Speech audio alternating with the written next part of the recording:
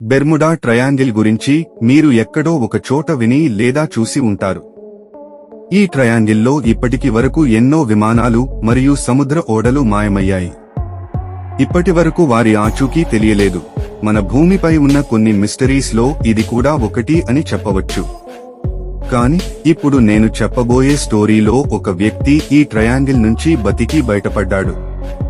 1970 సంవత్సరం డిసెంబర్ 4వ తారీఖు బ్రూస్ గర్నాన్ అనే వ్యక్తి సింగిల్ ఇంజిన్ తో తయారు చేయబడ్డ ఎయిర్ క్రాఫ్ట్ లో ఆండ్రోస్ ఐలాండ్ నుంచి ఫ్లోరిడాకు బయలుదేరారు.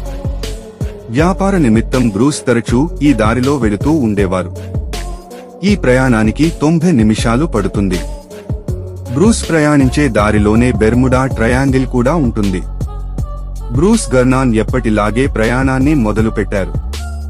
కాసేపు ప్రయాణించిన తర్వాత ఆకాశంలో 1000 ఫీట్ల ఎత్తులో నల్లటి మబ్బులు కనిపిస్తాయి. ఆ దారిలో అప్పుడప్పుడు ఇలా మేఘాలు ఉండేవి కాబట్టి బ్రూస్ కి ఇదేమీ కొత్త కాదు.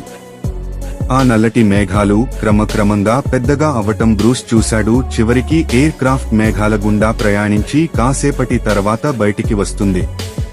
కాసేపు గడిచిన తర్వాత 11,000 ఫీట్ల ఎత్తుకు ఎయిర్ క్రాఫ్ట్ చేరుకున్నప్పుడు ఇంతకు ముందు కనిపించిన మేఘం కన్నా పెద్దగా మేఘం కనిపించింది.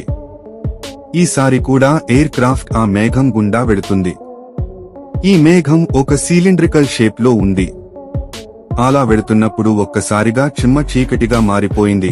మెరుపులు లాంటివి కూడా కనిపించసాగాయి. వర్షం వచ్చే సమయంలో వచ్చే మెరుపులలా కాకుండా ఎయిర్ క్రాఫ్ట్ చుట్టూ ఉన్న ప్రాంతాన్ని కంటివంతం చేశాయి. బ్రూస్ ఆ మేఘాల గుండా ప్రయత్నిస్తున్నప్పుడు చాలా దూరం వరకు కూడా బయటికి వెళ్లే దారి కనిపించలేదు. కాసేపు గడిచిన తర్వాత వెలుతురు కనిపించింది. మేఘాల నుంచి బయటికి వెడదామనేసరికి ఎయిర్ క్రాఫ్ట్ లో ఉండే కంట్రోల్స్ పనిచేయటం ఆపేశాయి. ఎలక్ట్రానిక్ ఇంటర్ఫియరెన్స్ జరుగుతున్నట్టు బ్రూస్ గమనించాడు. బ్రూస్ ప్రకారం ఆ మేఘాలలో నుంచి వెళుతున్నప్పుడు ఏదో అదృశ్య శక్తి అంటే ఎక్స్టర్నల్ ఫోర్స్ ఆ ఎయిర్ క్రాఫ్ట్ ను నడిపిస్తున్నట్టు కనిపించింది. ప్లేన్ లో కంట్రోల్స్ ఎంత ముఖ్యమో చెప్పనక్కర్లేదు. ఒకవేళ కంట్రోల్స్ పనిచేయకపోతే ఎయిర్ క్రాఫ్ట్ క్రాష్ అయ్యే అవకాశాలు కూడా ఉంటాయి. ఇదంతా చూస్తున్న బ్రూస్ కు భయమనిపించింది. ఎందుకంటే బ్రూస్ మేఘాల నుంచి బయటికి వచ్చే సమయంలో మేఘాలు మొత్తం దగ్గరికి అవ్వటం గమనించాడు. తన వద్ద కొంత సమయమే ఉందని గ్రహించిన బ్రూస్ వేగంగా ఆ మేఘాల నుంచి బయటికి వచ్చేశాడు. మేఘాల నుంచి బయటికి రాగానే ఎయిర్ ట్రాఫిక్ కంట్రోలర్ ను సంప్రదించగా తాము మయామికి దగ్గరలో ఉన్నారని తెలిసింది. ఇది విన్న బ్రూస్ కి నమ్మబుద్ధి అవ్వలేదు. ఎందుకంటే బ్రూస్ ప్రయాణం మొదలుపెట్టి కేవలం 45 నిమిషాలే అయ్యింది. అప్పుడే గమ్యానికి చేరుకున్నాడు. ఇదెలా సాధ్యం అని బ్రూస్ కంగారు పడ్డాడు. గమ్యానికి చేరిన తర్వాత తన ఎయిర్ క్రాఫ్ట్ యొక్క ఇంధనాన్ని కూడా చెక్ చేశాడు. ఆ ఇంధనంలో సగమే ఖర్చు అయ్యింది. ఇంకా సగం ప్రయాణం కోసం కావాల్సిన ఇంధనం కూడా అలాగే ఉంది.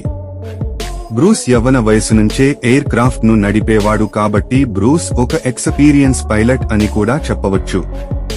బ్రూస్ ఎప్పటిలా కాకుండా ఈసారి కేవలం సగం ఇంధనంతో 90 నిమిషాల ప్రయాణాన్ని 45 నిమిషాలలో పూర్తి చేశాడు.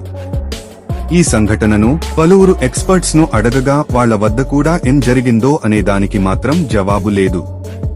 కానీ బ్రూస్ మరియు ఇతరుల థియరీ ప్రకారం ఎయిర్ క్రాఫ్ట్ ఆ మేఘాలలో ఉన్నప్పుడు వార్మ్ హోల్ ద్వారా టైం ట్రావెల్ చేసిందని చెప్పారు.